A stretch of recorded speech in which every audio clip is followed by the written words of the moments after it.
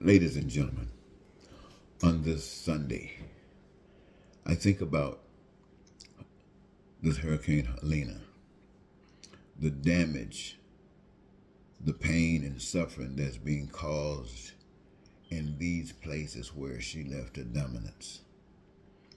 Roads, bridges, homes, lives, everything, every representation that's wiped out. And the devastation when you start thinking about rebuilding, and they always say we're going to rebuild. In a place where money is the determining factor as to whether you can do this or do that, and you got state after state, and everybody needs help right now, and you can stretch yourself as far as you can. And this is why you have people who have compassion,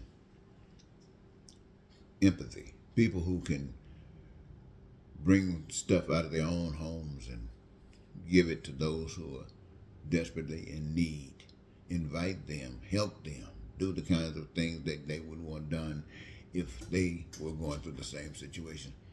But I think about this, ladies and gentlemen, the reason I'm bringing it to you is this. Have you ever thought about these things happen because we as people deserve to have things like this happen? We don't live according to the way life is supposed to be lived. And we got people who suffer and we got people who celebrate. But when these disasters come, everybody suffers.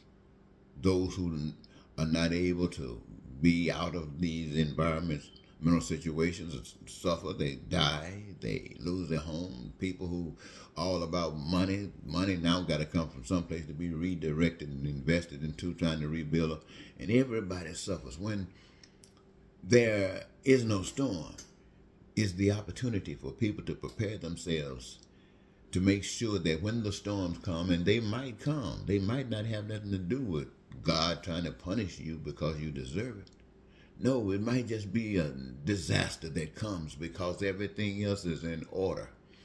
Everything else is going through the process of existing. And our problem is just that we haven't focused on the things that are applicable in these types of situations. We get caught up in the kinds of things that brings us pain and suffering all the time because we deny the reality of the existence of a power that's superior to us, and we try to claim that power and we don't know what we're doing. And all of our pain and suffering that we see going through, whether it's wars, lying, cheating, and stealing, is only a result of our ignorance. I think that those of us who have not had to go through these kinds of situations have been blessed as well. But it is not a time to sit back and thank God that it didn't happen to you, because you can bet as long as this earth has been and is, it'll come around.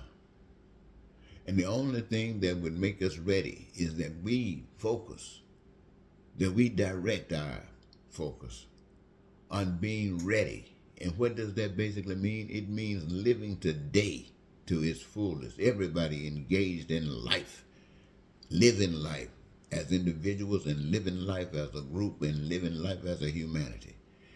Is that asking too much? Look at me, ladies and gentlemen. I'm sitting up here. I had a friend today told me she was watching a video of mine and saw I had a tooth missing. But yet it's imperative that I sit here and say these things to you. I'm sure other people are saying them. Sometimes I go on the internet and try to see if I can find somebody saying them so I can recognize, are we on the same page? Or if I'm out here alone. Sometimes I can experience a little both. I hear some of the stuff. But what's really required to happen is not happening. We hear the Democratic Party, Miss Harris, Vice President running for president, saying all of these wonderful things. Now, she's not addressing it to the degree that it needs to be done, but she is addressing it. And it sounds good. And many of you were hoping that if she gets in power, that she will probably be able to do some of these things. Others are just doubting whether she'll be able to do any Anyway, but think about it. On the other side, listen to what happened with the other group. When they are not talking about killing you, when they're not talking about causing you pain and more suffering, they're talking about what? The same things that Kamala is talking about. They're talking about the same things that I talk to you about. But you and I both know that's not going anywhere. Why? Because the system is built to maintain itself on this that exists today. We have been trained to facilitate our power in maintaining it. My message to come to you, ladies and gentlemen, is to tell you that you've been tricked. You've been tricked to follow a system that works against you. And in order to change the system, you got to wake up. What that basically means, you got to put what you have been taught, you got to have courage to put what you have been taught by whatever has taught you that allows you to end up like you are. You got to put that stuff in a trash can, bag it, and send it to hell and stand up with a new imagination, but one that embraces everybody, one that